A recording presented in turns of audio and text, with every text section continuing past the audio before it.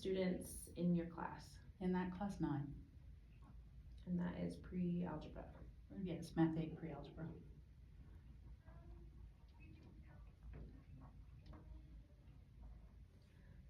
What teaching methods do you plan to use?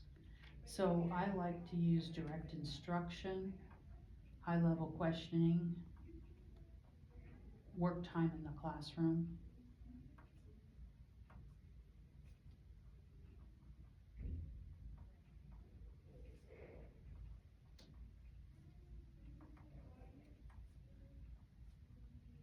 When you do work time in the classroom, do you do groups, individual? I like to do individuals, and I like to circulate around the room.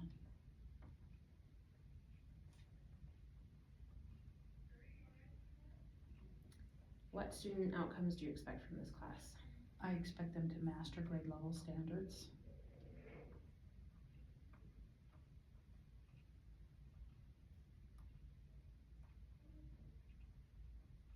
Do you have any kids who,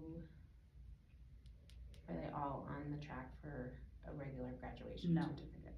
Okay. I have one non-diploma student in that class. And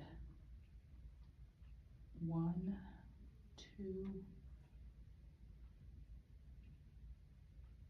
2 others that are on IEPs. And those students have aides? The non-diploma student has an aide.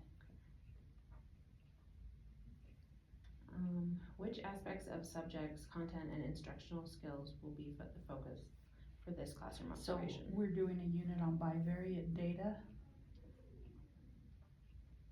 scatter plot associations of linear graphs.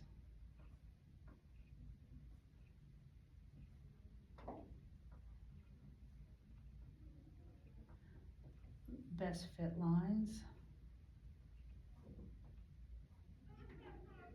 two-way tables, and frequency.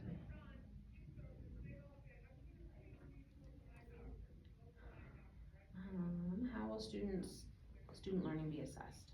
Normally I use a combination of formative and summative assessments, and I circulate to see if they're mastering the homework.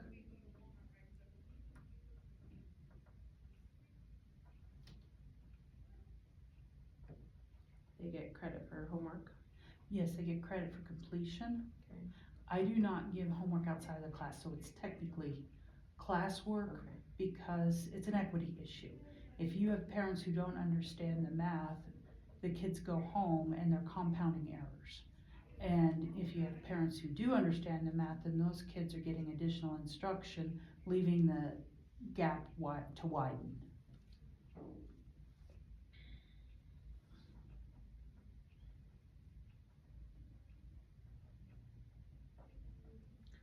What special characteristics of the students do you want to highlight?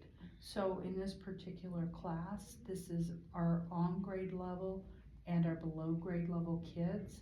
If we were a larger school, they would actually be 2 separate classes. So there's a little bit of moving around trying to get the 2 classes melded. In the same spot. Mm-hmm. Do you have students that finish? Yeah. Yeah, okay, so there are instructional enrichment opportunities. For example, in another class right now, I have one doing tessellations and another doing bridge building, and they've been identified as being ahead. Okay. What I try to do is if half the class finishes their homework, then the rest of them are gonna do it in study assistance. Okay. So we can keep moving, because I have an educational responsibility to keep the grade level kids on task so they can go to college. What resources will be used during this lesson? So I use a DocCam because they don't love me enough to have a smart board. Okay. I use guided notes and packets. Are they always guided notes? Mostly guided notes, but one of the things I like about that is for my kids struggling in literacy, we're not trying to have them read and take notes. It's a bit compound. I want them to learn the math topics. Okay.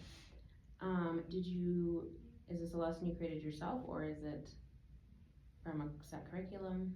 So, I don't like our set curriculum Okay. because when the curriculum was decided in math, the curriculum committee, the math teachers were actually outvoted, and they have these fill in the blank boxes.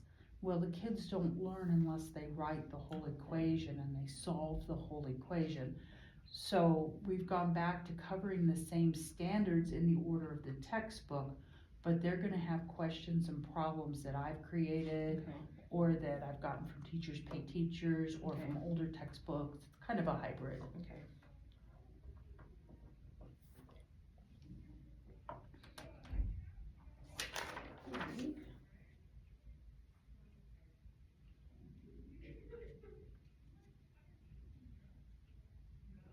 Alright. Do your students know what's expected of them, Yes. and how is that,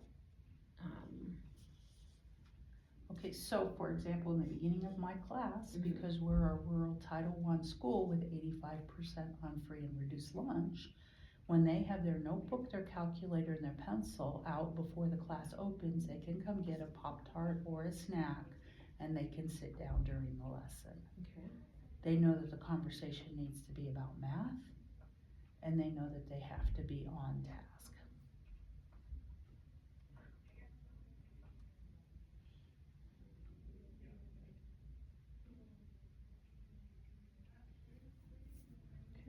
that's it, thank you. Okay?